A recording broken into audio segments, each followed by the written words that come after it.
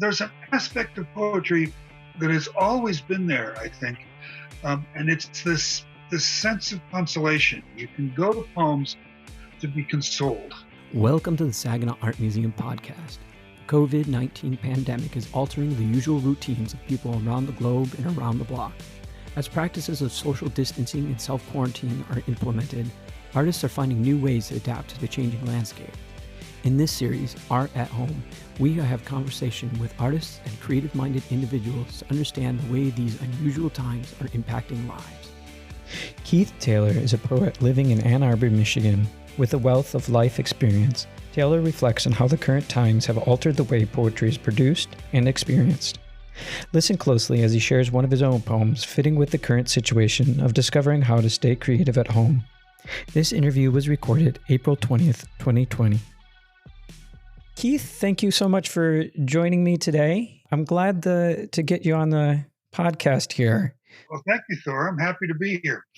April is National Poetry Month, and generally, I imagine it's being celebrated in a much different way than it is now. So describe for me a little bit the way that things may be different this month than they have been in the past for you. Well, I mean, April, since they made it National Poetry Month, which is 10, 15 years ago now, it has become by far the busiest month for poets. We have readings. We meet people, magazines do special issues, things like that. And some of that, is we get paid to do. Now, of course, all that has ended. So there are, people are getting, podcasts. People are asking for recordings. I recorded some things for the Royal Oak Public Library last week. There are virtual readings, virtual workshops. So people are finding ways to do it and to communicate the art during this month, and I suspect a lot of that's going to linger if the quarantine continues. So there's been a kind of compensation of idea, even if not of money. I mean, if poets anyway don't usually make a whole lot of money anyway, but still a few $100 a month can make life easier.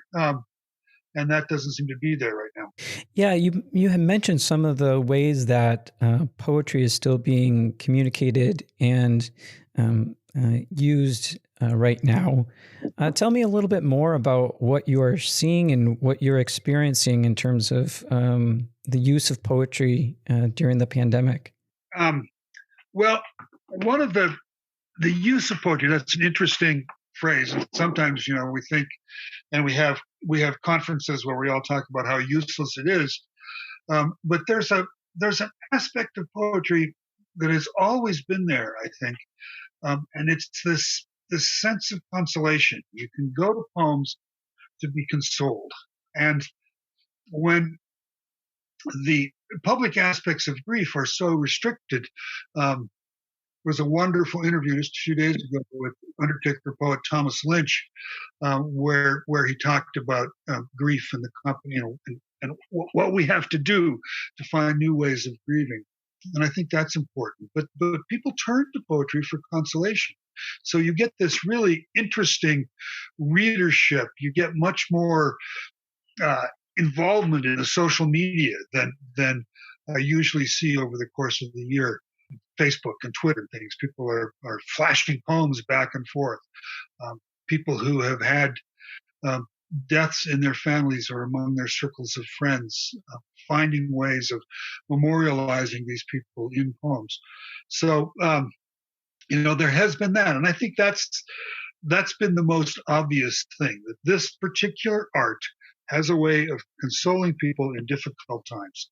And we have a long range of poems to pick from. We can thousands of years, and so there's a big pool of it out there, and we have good access to poetry, online now. I mean, when we first, those of us who remember 20 years ago when the internet started, it was difficult to find good poems on the internet. There was a lot of self-promotion and schlock, but now there are very well-respected websites like the Academy of American Poets website, poets.org would be one, but there are many others, and people can find the poems they're looking for to meet their needs right now, and that's been very interesting to see.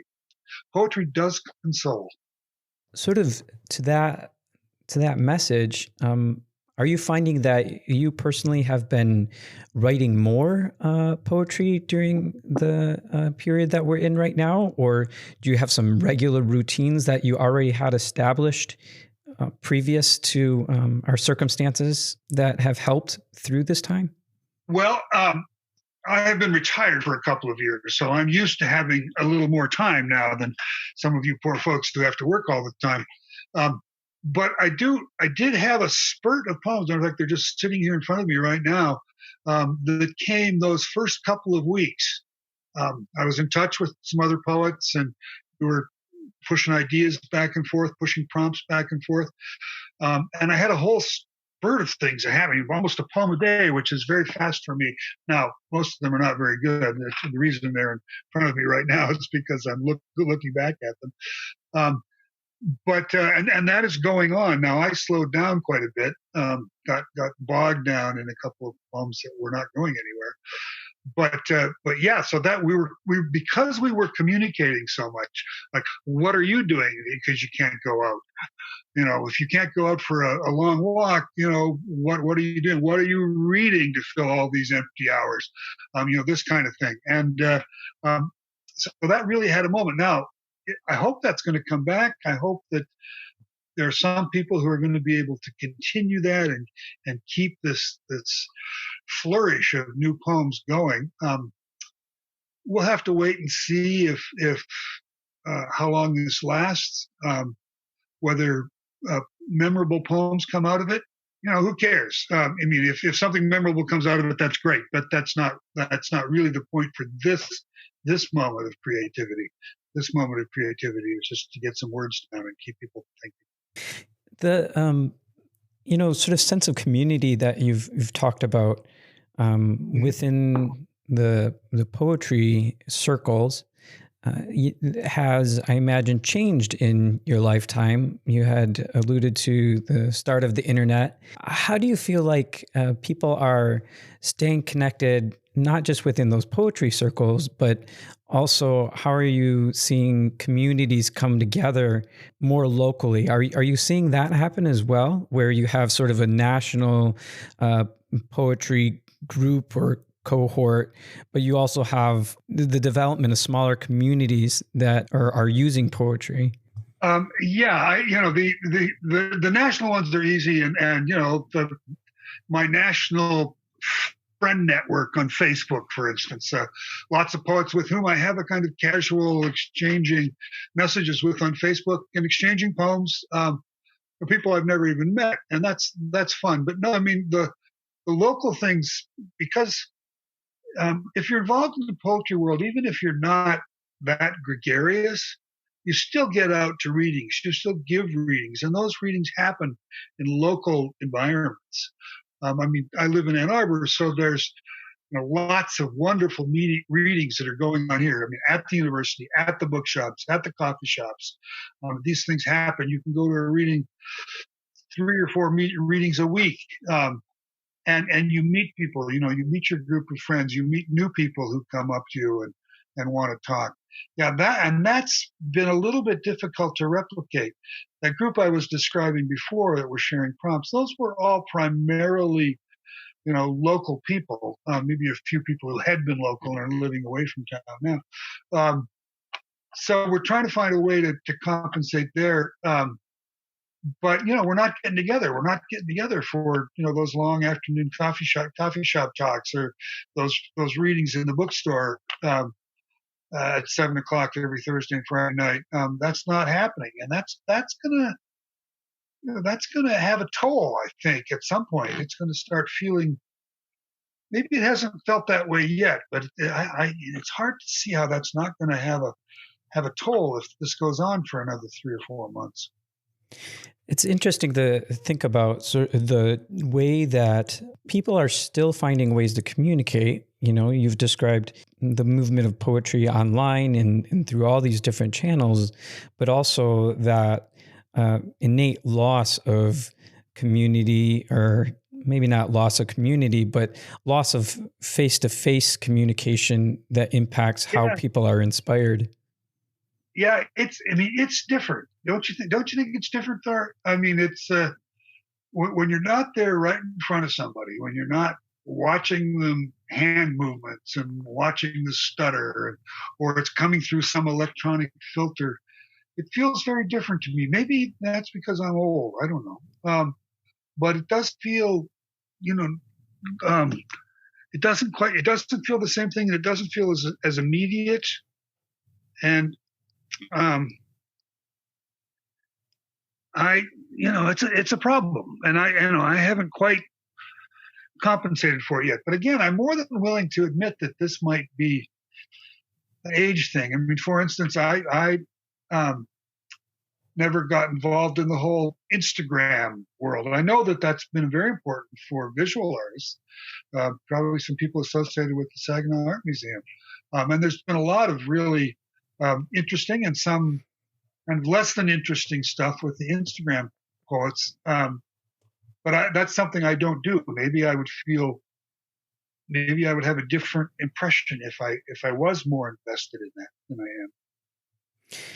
Yeah, it's almost as though the consumption of the art form has changed over time as the media has and the delivery process has changed. Where at one point poetry may have been expressed more out loud. There, with the advent of the internet and people's ability to self-publish through that. It becomes a more silent kind of well, medium. Yeah. I mean, we had been in a phase for the last 25 years of such a strong commitment to performance poetry, maybe even longer than that when you think of the beginning of the poetry slams. And a lot of those people, the younger people involved in those kind of performance activities, they seem to be much more savvy for doing a kind of performance on these little screens like the one in front of me right now. And I mean, that is going to change something. It changes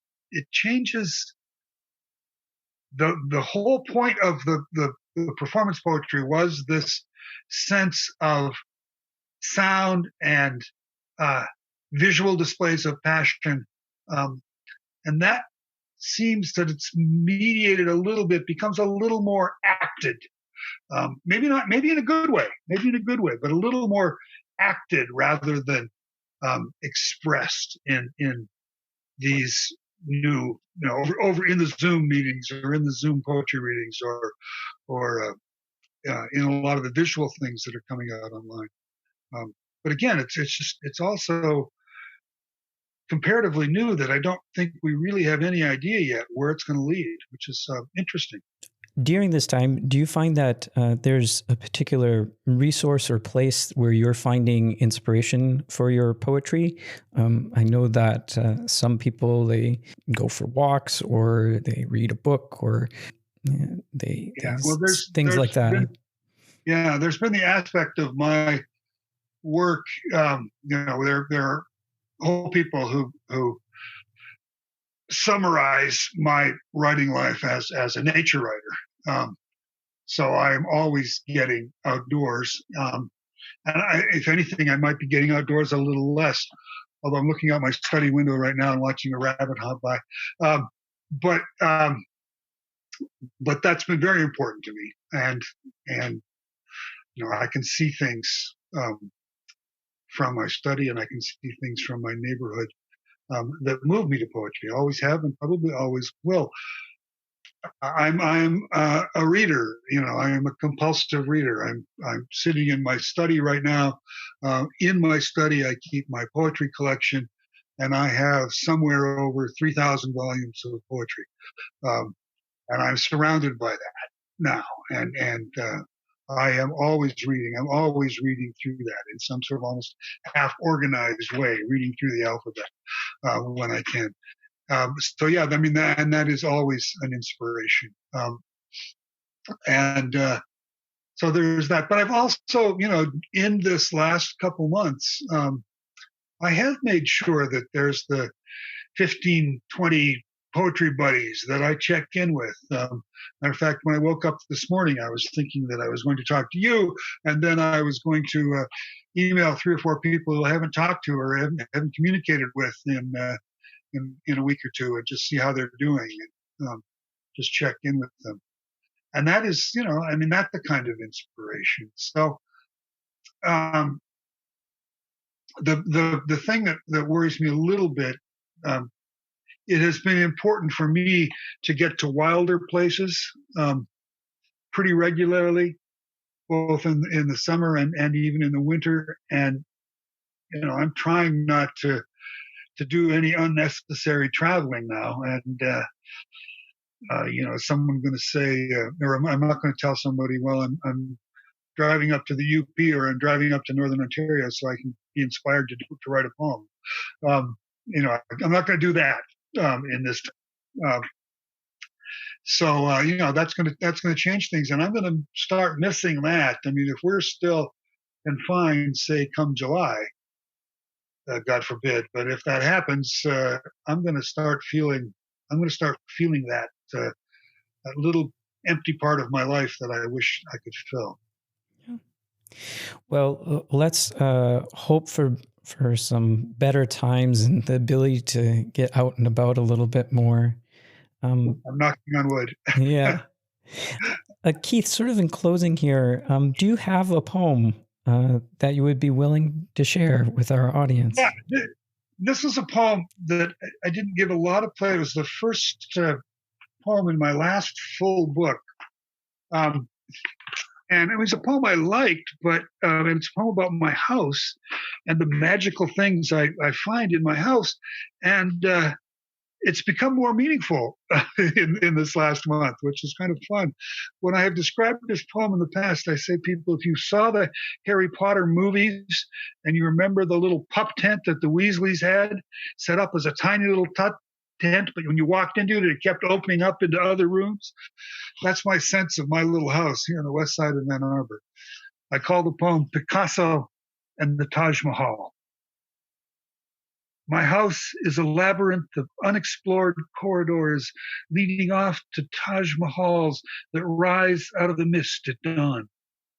My house contains mountains and rivers and crimson sunbirds using their forked tongues to collect pollen from flowers that don't grow anywhere close to here. There's a place in the basement of my house where all the lines of time intersect and where I stand for whole moments, alone on a street in Paris before a small gallery, 1971, and Picasso is still alive. So that's all happening in my house. It's amazing the way that you're able to use words and provide a picture of something that becomes a little bit more meaningful when it's close at hand there. Good. I think all of us, particularly people who've lived in a particular space for a long time, it has those artifacts around us that we have put so much weight of memory and experience into these artifacts that suddenly they become like portals to the past or portals to different worlds. And I think that a lot of us have a lot of things like that in the spaces that we inhabit. Yeah. Well, Keith, thank you so much for taking the time to talk today.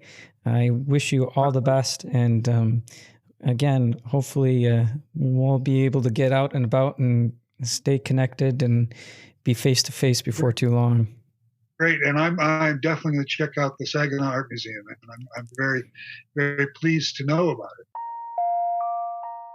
Thank you for listening to the Saginaw Art Museum podcast. You can stay connected with the museum through our website and social media channels. We invite you to become a subscriber of this podcast or become a monthly contributor to the show to help us carry out our mission of providing art for all.